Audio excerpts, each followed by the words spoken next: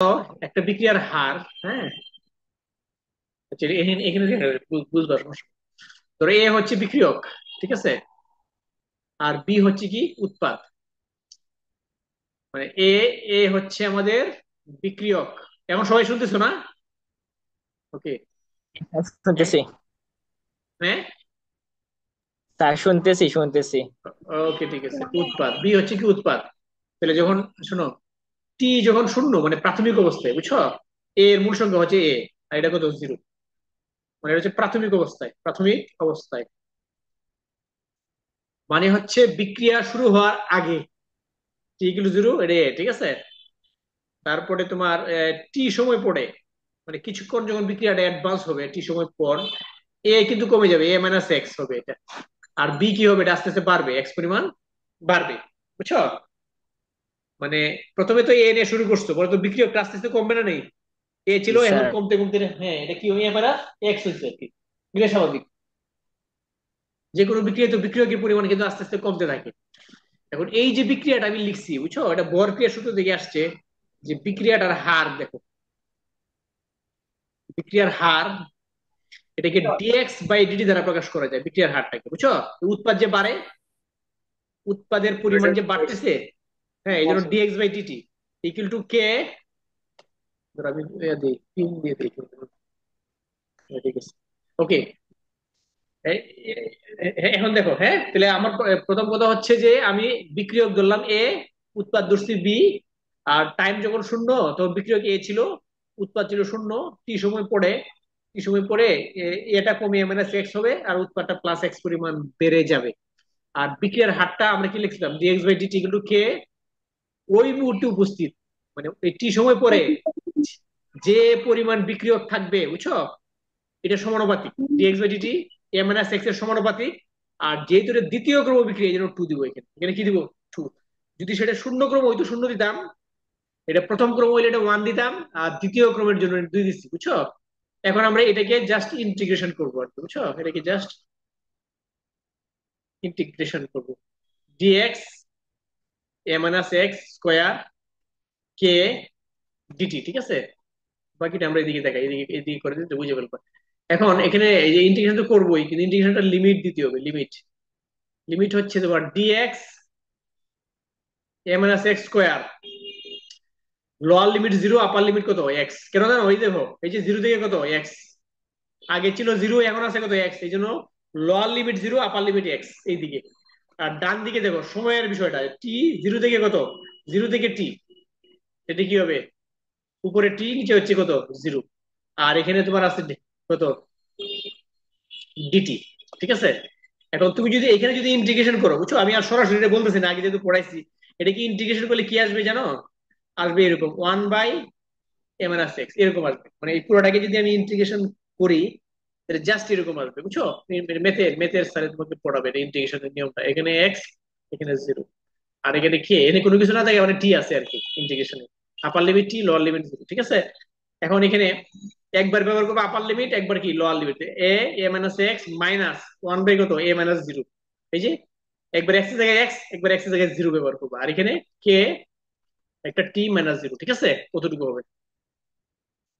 এখন তুমি যদি এখানে এখানে যদি লসাগু করে লাও, এই জিরো তো বাদ, তাহলে এ এ মাইনাস এক্স, ঠিক আছে, এ মাইনাস এক্স কাটা গেলে দেখবে এ, এ কাটা গেলে দেখবে এ মাইনাস এ প্লাস এক্স হবে আর কি। এই এ কাটা, আর এখানে তোমার কে টি থাকবে, ঠিক আছে। এখন এটাকে এই সমীকরণটাকে তুমি যদি সাজায়া লিখতে চাও আর কি, যে x by a a minus x equal to কত কে টি, ঠিক আছে। এটা এই সমীকরণটা এটা, এখন এটা ফাইনালি আমি লিখতে পারি কি জানো, T equal to one by K into X by কত এ এ মাইনাস এক্স, ঠিক আছে। এটা এটাই কিন্তু দ্বিতীয় ক্রম বিক্রিয়ার হার সমীকরণ। দেখি, এটা হচ্ছে দ্বিতীয় ক্রম বিক্রিয়ার হার সমীকরণ। সবাই কি বুঝতে পারছো? হ্যাঁ, জি ভাই স্যার, বুঝছি। তাহলে এটা এখানে কোনো প্রশ্ন থাকলে বলতে পারো। কে মেসেজ দিতে জানি, অপূর্ব কুমার দাস করে,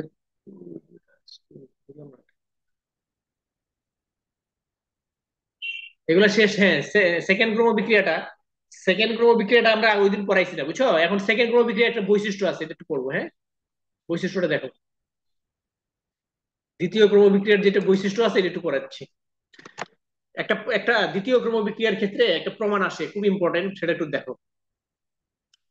এটা যে দেখাও যে, একটা প্রশ্ন, খুব ইম্পর্টেন্ট প্রশ্ন। দেখাও যে,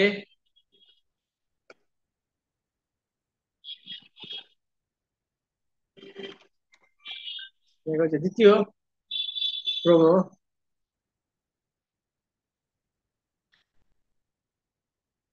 দেখাও যে দ্বিতীয় ক্রম বিক্রিয়ার অর্ধায়ু বিক্রিয়কের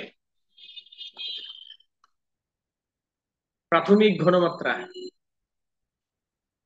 প্রাথমিক ঘনমাত্রা বা মূল সংখ্যার ব্যস্তা আনুপাতিক, বুঝছো? এরকম একটা প্রমাণ আছে। দেখাও যে দ্বিতীয় ক্রম বিক্রিয়ার অর্ধায়ু বিক্রিয়কের প্রাথমিক ঘনমাত্রা বা মূল সংখ্যার ব্যস্তানুপাতিক, বুঝছো? এই প্রমাণটা আমরা একটু দেখতে চাই। এই যে প্রমাণটা আমি লিখছি, এটা আমরা পড়তে চাই, ঠিক আছে? এই যে প্রমাণটা কি লিখছি একজন বলো, কি লিখছি বোর্ডে? বলো একজনে। হ্যালো। দেখাও যে দ্বিতীয় ক্রম বিক্রিয়ার অর্ধায়ু বিক্রিয়কের প্রাথমিক ঘনমাত্রা বা মোল সংখ্যা বের করে। হ্যাঁ, ওকে। তাহলে আমরা দেখো, এটা আনসারটা দিই যে আমরা জানি দ্বিতীয় ক্রম বিক্রিয়ার সমীকরণটা কি? টি ইকুয়াল টু কত? 1/k, তাই না? 1/k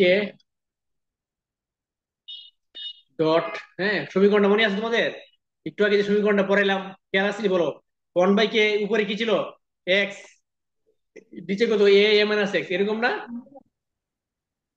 একটু আগে যে এই যে পড়াইলাম মানে সমীকরণটা, হ্যাঁ, এই যে সমীকরণটা কি ছিল? এই যে উপরে কত ছিল? X, x by a minus x, দেখছো? এটা ছিল না নেই? যে এক্স, হ্যাঁ। এখন কোন পৃষ্ঠা জানি পড়েছিল? হ্যাঁ, এটা এই যে দেখো।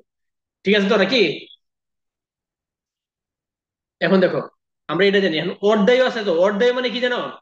ধরো তুমি এ পরিমাণ বিক্রিয়ক নিয়ে কাজ শুরু করছিলা, বুঝছো? এখন এইটা কমতে কমতে একটা সময় কি হয়েছে? a-2 হয়ে যাবে। তুমি শুরু করছিলে এই যে, যখন টাইম যখন শূন্য ছিল তখন তোমার এ ছিল। আর এটা অর্ধেক হইতে যে সময় লাগে, বুঝছো? এটা অর্ধেক হইতে যে সময় লাগে, এটা কি টি হাফ দ্বারা প্রকাশ করা যায়। কি দ্বারা প্রকাশ করা যায়? টি হাফ। প্রথমে ছিল এ, এর অর্ধেক পরিমাণ হইতে যে পরিমাণ সময় লাগে তাকে অর্ধায় বলি। এর অর্ধেক পরিমাণ হতে যে পরিমাণ সময় লাগে এটাকে কি বলে? অর্ধায় বলি। তাহলে দেখো, অর্ধায়ের ক্ষেত্রে আমরা কি ব্যবহার করতে পারি? অর্ধায়ুর ক্ষেত্রে তোমার, হ্যাঁ, এক্স ইকুয়াল টু হবে তোমার অর্ধেক a/2, আর টি এর জায়গায় তুমি ব্যবহার করবা টি হাফ। যেখানে টি আছে এখানে কি ব্যবহার করবা? টি হাফ। আর যেখানে এক্স আছে এখানে a/2, বা টি ইকুয়াল টু কত? 1/k ইন্টু, ঠিক আছে, এই যে এক্স এর জায়গায় কি ব্যবহার করবা? a/2। এখানে এ আছে, এ, এক্স এর জায়গায় কি ব্যবহার করবে? a/2, ঠিক আছে, এরকম হবে। বুঝে গেছে? বা 1/k, এখানে দেখো a/2, এ, এ থেকে a/2 বিক করলে কি হবে? a/2, ঠিক আছে। এই a/2 কাটা যাবে না? কাটা যাবে। কাটা গেলে আমার ফাইনাল সমীকরণটা থাকবে 1/k ইন্টু কত? 1/a, দেখছো? এখন তোমরাই বলো, এখানে টি এর জায়গায় তো টি হাফ ব্যবহার করবো। টি এর জায়গায় কি লিখবো? টি হাফ। টি এর জায়গায় আমরা লিখবো টি হাফ, এই যে ধরে নিছি।